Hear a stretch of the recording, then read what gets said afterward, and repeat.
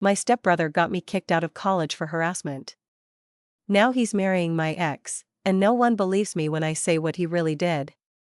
I'm a 25-year-old woman named Danielle, and I haven't spoken to my family in over 3 years. Not since they kicked me out of the house. Not since they cut off my tuition. Not since they believed him over me, Ethan, my stepbrother. The golden child. The liar. They think I harassed him. That I was obsessed. That I sent him inappropriate messages and tried to ruin his relationship with my best friend. None of that is true. What is true is this: Ethan was the one who manipulated me. Ethan was the one who crossed lines. And now Ethan is engaged to my ex-best friend, and everyone still thinks I'm the monster. It started in college. My mom had married Ethan's dad when I was 17. He was a year older, charming, always smiling, the kind of guy who made teachers laugh and made girls believe they were special. I was never close to him. We weren't raised together, and by the time our parents married, we were more like reluctant roommates than siblings. Still, we got along fine. I was dating a guy named Jason at the time, and my best friend since high school, Leah, was practically living at our house. She and Ethan flirted sometimes, but it always seemed harmless. Until sophomore year. I'd just come home for winter break. One night, Jason and I had a huge fight. I found out he was texting his ex. I cried on the couch for an hour, and Ethan made me tea. We sat in the kitchen talking, and he told me Jason wasn't good enough for me. That I deserved better. Then, out of nowhere, he leaned in and kissed me. I shoved him off immediately. I was stunned. "What the hell are you doing?" I asked. He blinked like I was the one being unreasonable. "You're not really my sister," he said. "It's not weird." I told him to never touch me again. I left for Leah's house that night and never told anyone, not even Leah, because I was ashamed. I felt like I'd overreacted. Maybe it was a drunk mistake. Maybe I'd misunderstood. I just wanted to forget it happened. But Ethan didn't. He started texting me constantly. At first it was innocent: "Hey, how are finals?" or "Mom said you're coming back this weekend." Then it got weirder. "You looked amazing in that black dress. Don't pretend you didn't like the kiss. Leah doesn't know you like I do." I blocked him. And that's when everything flipped. A week later, I was called into the dean's office. Someone had submitted a formal report alleging I had sent Ethan sexually inappropriate messages. Screenshots. Voicemails. Claims that I was threatening to expose him for rejecting me. I couldn't believe what I was hearing. I asked to see the evidence. The dean said it was confidential, but mentioned my voice message where I supposedly told Ethan I'd ruin his life. I never said that. I never sent a message like that. But by then, it didn't matter. He'd built a whole story. He told my mom I came on to him. That I tried to seduce him. That when he said no, I turned vengeful. My mom believed him. Leah believed him. Jason, who I'd broken up with, believed him. They all thought I was unstable. Obsessed. Dangerous. My mom screamed at me over the phone, "How could you do this to your stepbrother? After everything we've done for you." She cut me off. Tuition. Rent. Phone. Gone. I left school 2 weeks later. I couch-surfed for a while. Got a job at a bookstore. Tried to rebuild my life. I went to therapy. Told my new friends I'd had a falling out with family, but never told the full story. Because who would believe me? I had no proof. Ethan had planted fake screenshots. Voice messages I never recorded. Even I started to question what I remembered. That's what gaslighting does. It warps your truth. Then, 2 months ago, I saw it. An Instagram post. Leah and Ethan. Together. Smiling. Captioned, "Can't believe I get to marry my best friend and soulmate." My stomach dropped. They were engaged. Leah, my best friend for a decade, was marrying the man who ruined my life. And if that wasn't bad enough, the caption underneath was from my mom, so happy for my two favorite people. Danielle was always jealous. I'm glad you found real love. I threw up. That night, I finally decided to speak. I created a private blog. No names. Just the story. The truth. What happened. What I never got to say. And somehow, someone found it. The next morning, I had an email in my inbox. Hi. You don't know me. But Ethan did the same thing to my sister. I think we should talk. When I first read that email, I stared at it for at least 5 minutes without breathing. I kept rereading the words, Ethan did the same thing to my sister. I thought it was spam at first. Or maybe some kind of sick joke. But the sender's name, Monica C. seemed real. The email wasn't some anonymous throwaway. It was a personal Gmail, tied to a name, a profile photo, and a location near my old college town. I wrote back, I'm sorry, what do you mean he did the same thing? How do you know Ethan? She responded almost instantly. He dated my sister. She was 19, he was 24. She ended up in a psychiatric hospital. He told everyone she stalked him. I know it's not true. She still won't talk about it. I dropped my phone. I don't know how to explain the kind of grief that hits when a lie that destroyed your life turns out to be a pattern. When you realize that you weren't crazy. You weren't the only one. You were just the first one to speak. Monica and I started emailing. Then texting. Then talking. Her sister, Jenna, had met Ethan through a community volunteering program.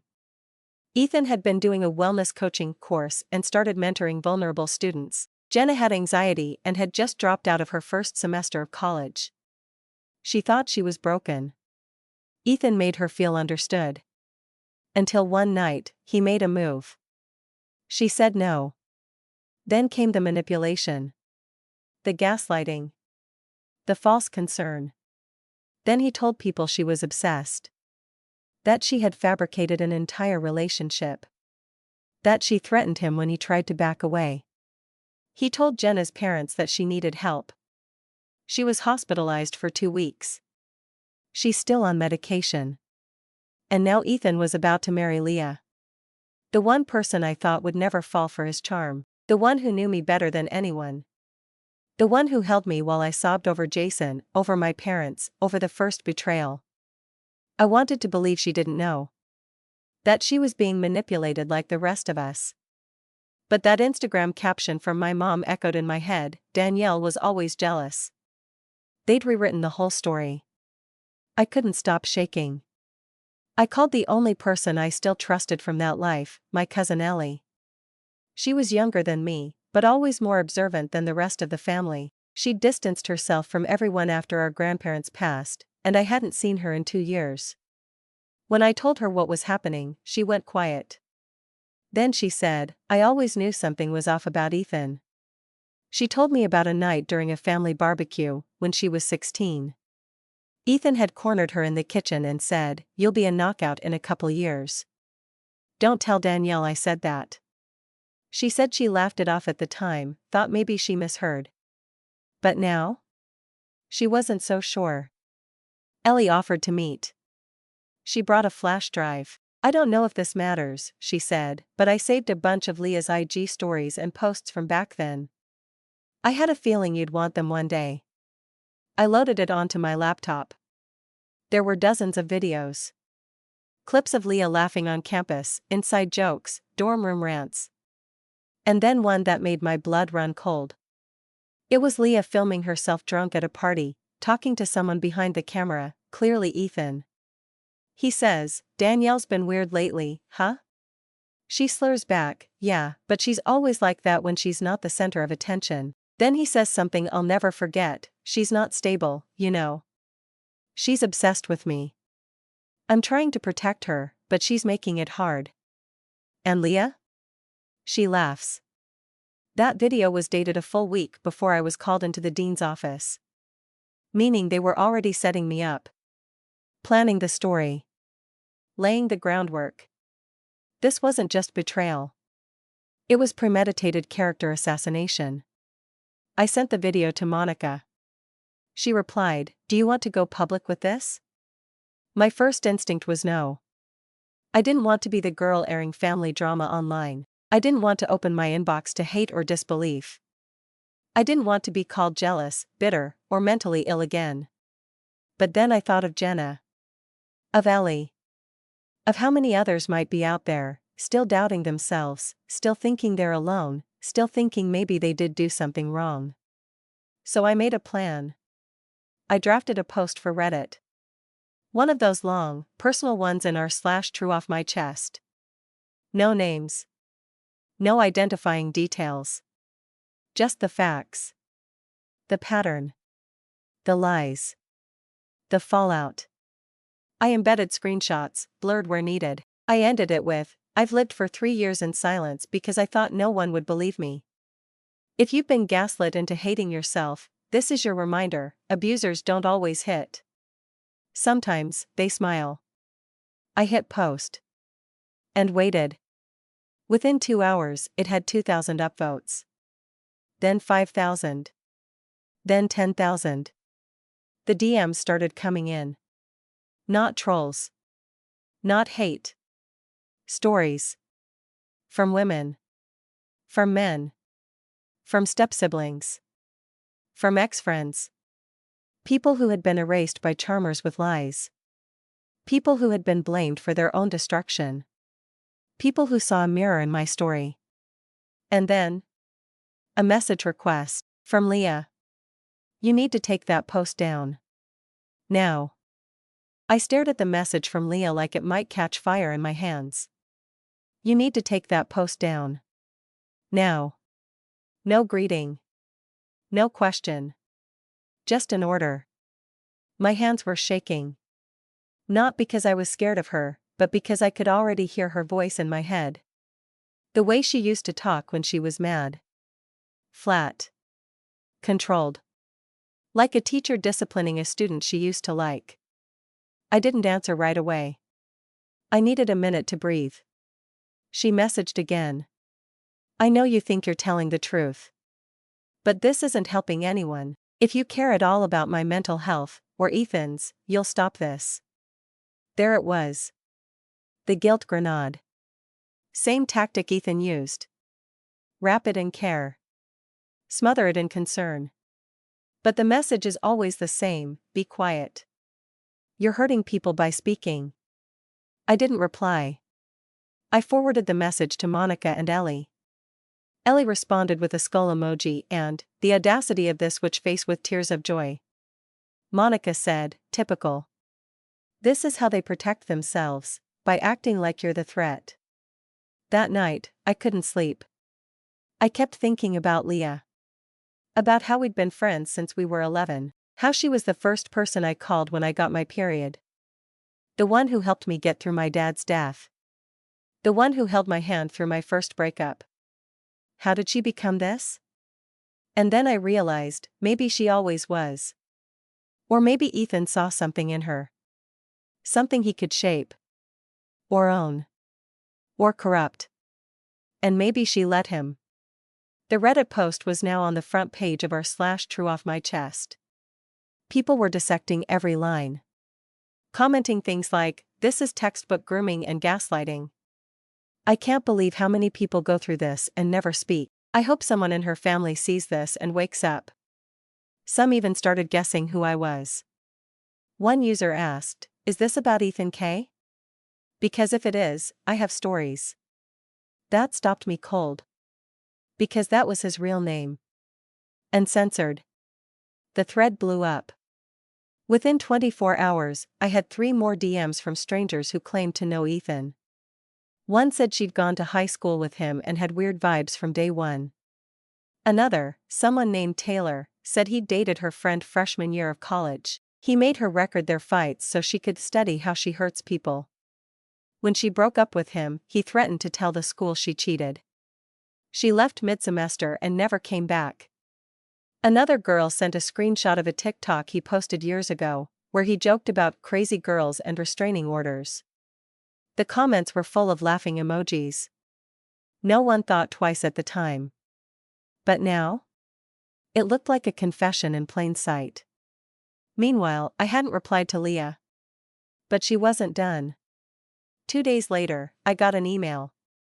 Subject: legal notice, defamation. From some cheap Gmail address, not a law firm. But it looked official, like something they copied from a template online.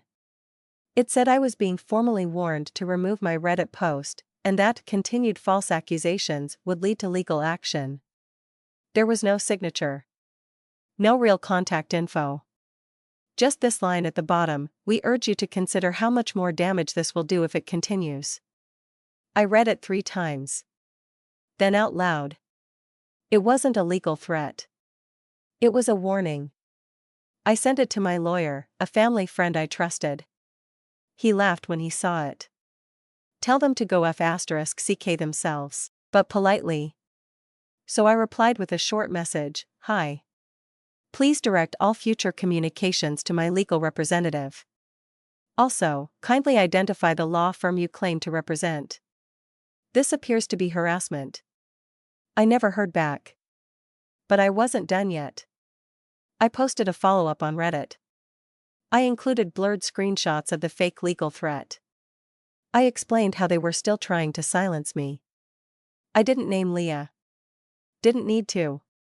People knew. The post got even more traction than the first. I started getting offers from small podcast creators. Anonymous interview requests, even a message from a YouTube channel that does long-form breakdowns of gaslighting and false accusations. I turned them all down. This wasn't about views. I just wanted my truth to exist somewhere that couldn't be erased. Then I got the call I didn't expect. It was my mom. I hadn't spoken to her in years. I didn't even know she still had my number. She sounded shaken. Her voice cracked as she asked, "Danielle, is it true?" I didn't know what to say. She went on, "Someone sent me a link." I didn't believe it at first. But I watched some old videos. Read some of Ethan's messages, and now I don't know what to think. I asked her one question. "Did you ever read the messages he said I sent him? The ones that got me kicked out of school?" Silence. Then she said, "No. He said he deleted them." I couldn't even feel angry anymore. I just said, "I hope you think harder this time." And hung up. The next morning, I got a notification from Instagram. "Ethan blocked you." Ethan blocking me should have felt like a win. Like a surrender. Like he was done. But the truth is, when someone like him blocks you, it doesn't mean they're backing down. It means they're regrouping. Rewriting. Reframing the story somewhere else, this time, without you watching. And sure enough, 2 days later, I got a screenshot from a friend, saw this on Leah's Facebook. It was a long post, written like a breakup letter to the internet. Titled, "When Your Love Becomes the Target of a Smear Campaign." She didn't mention me by name, of course, but she talked about a former friend, mental health struggles, and manipulative lies disguised as healing. She described Ethan as the kindest, most misunderstood person she's ever known. Said he was being harassed by online mobs and that they were delaying their wedding until things calmed down. The final line? "Some people spend their whole lives playing the victim. I'm just grateful I'm marrying someone strong enough to rise above it." I threw my phone across the room. It wasn't even about defending Ethan anymore. It was about defending the idea of Ethan, the version of him she was too deep into to admit was a lie. And part of me didn't blame her. That's the cruel thing about emotional predators. They don't just destroy you. They make you believe they're the only one who ever understood you. Even while they're sharpening the knife. Monica and I talked almost every day now. She started collecting names, people who reached out through Reddit, people from Ethan's past, people who had their own stories but were still too afraid to speak up. We created a Google Doc with everything, timelines, screenshots, testimonies, archived social media clips, his wellness coaching certificate, which turned out to be from a non-accredited course run by a now-defunct website. We weren't building a case. We were building a record. Something permanent. Something that couldn't be silenced by blocking, deleting, or gaslighting. Something survivors could find later and say, "See? I'm not crazy." One night, Monica called me crying. Her sister Jenna, who hadn't spoken to Ethan in years, had tried to contact him. She just wanted an apology. Closure. Instead, Ethan's new number replied with, "Not this again." Still obsessed after all these years? Get help. Jenna broke down. Monica was furious. I was done being quiet. I went to the same podcast host who had reached out weeks earlier. A woman named Kayla, who runs a channel focused on emotional abuse and silent trauma. I told her everything. Start to finish. On record. On mic. She disguised my voice. Changed my name. Blurred identifying details. The episode was called, "The Lie That Cost Me Everything, How He Rewrote My Life and Made Me the Villain." It dropped on a Thursday. By Friday morning, it had 40,000 plays. People started connecting the dots. A local blog picked it up. Then someone posted the clip to TikTok with side-by-side shots of Ethan and Leah's now-deleted wedding registry. It went viral. Not because people cared about me, but because the mask cracked. Just enough for people to say, "Wait a minute." That same day, I got a voice message from Leah. I almost didn't open it. But I did. I don't know what to believe anymore. He swore it was all lies, but now I'm seeing things I can't unsee. If even half of what you said is true, I don't know who I've been defending. I didn't respond. Because she wasn't talking to me. She was talking to her own shame, and maybe, finally, starting to feel it. 2 days later, Ethan deleted all his social media accounts. No goodbye post. No statement. Just vanished. A week after that, I got a letter in the mail. Not typed. Handwritten. Shaky pen marks. No return address. Inside, 2 words. I'm sorry. No name. No explanation. Just that. I held it in my hands for a long time.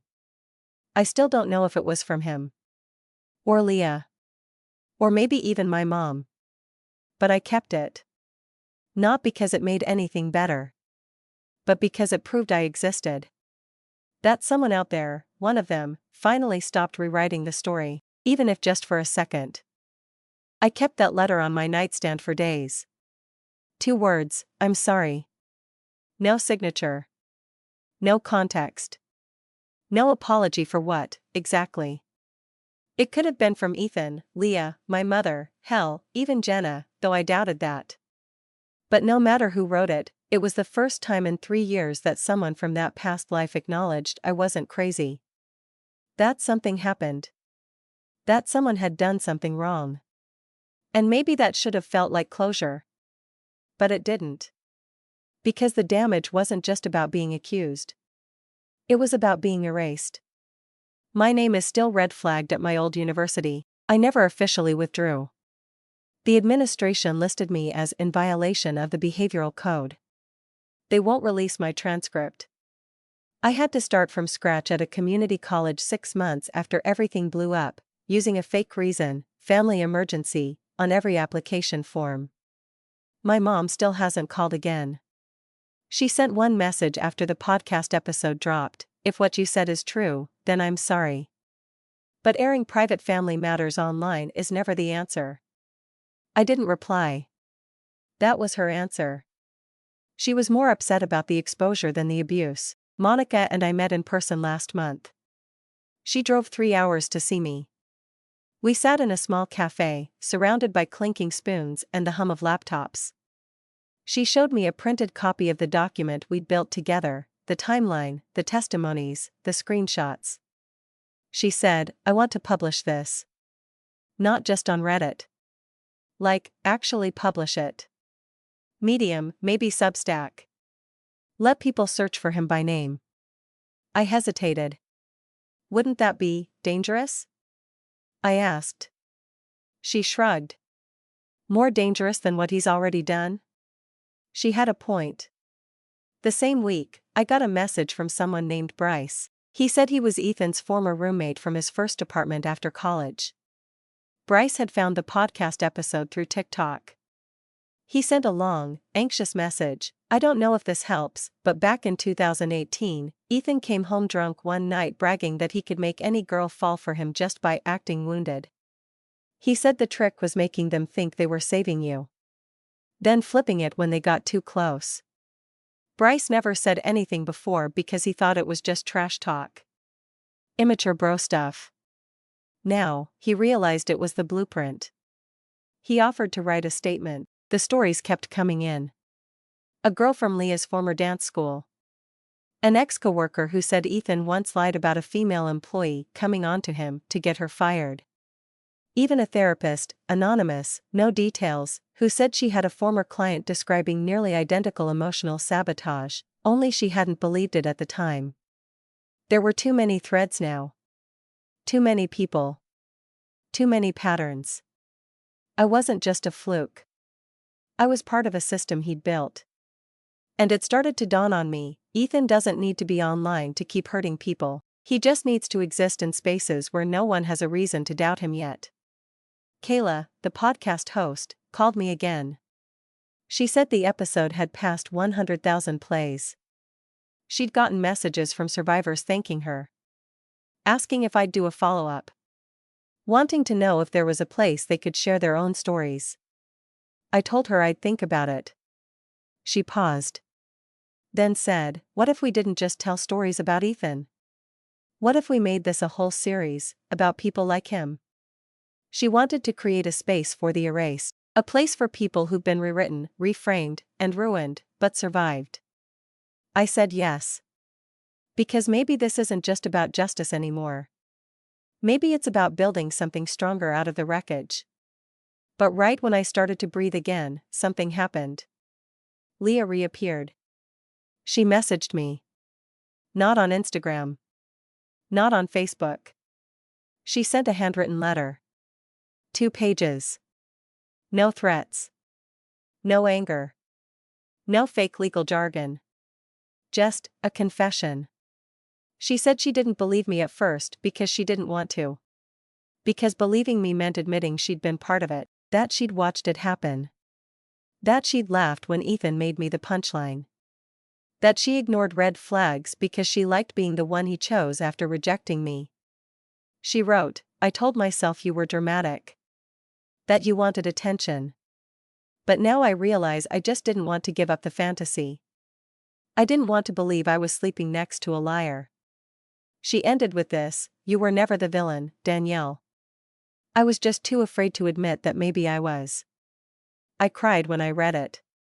Not because it fixed anything, but because for once, someone from the inside stopped protecting the lie. I reread Leah's letter 5 times. The words were honest.